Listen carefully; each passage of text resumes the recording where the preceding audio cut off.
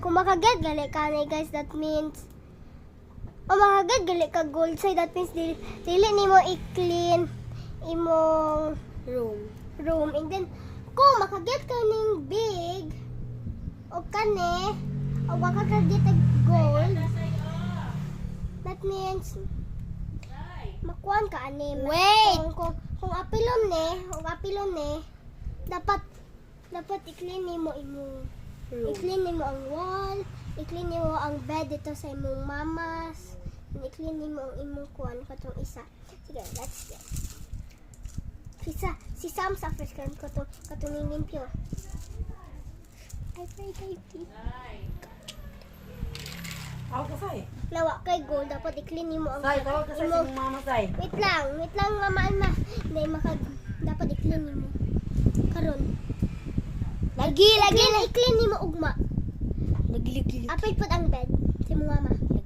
Ug ang wall. Okay, si Lily na pud. So,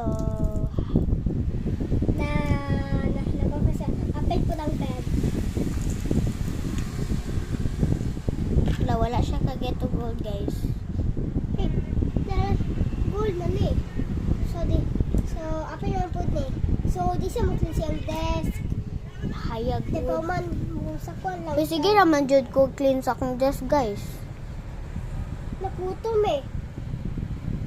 Padre. Guys, nasa kuto.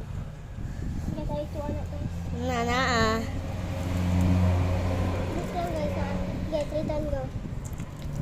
Si Kwan na po si Emily. Oh, walay gold. Napil ang kanay. So, Lily, you're sad. Dapat i-clean mo ang imong sa imong maamas.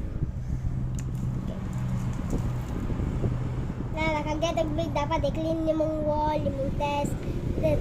Dapat dili nimo i-clean din nimo kinamakay nani.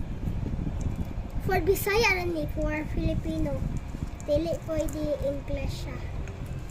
So that's for all today guys. Part 2 lang guys. Wala na, thank you. Itawag na siya. Magsipo ka. Bye guys.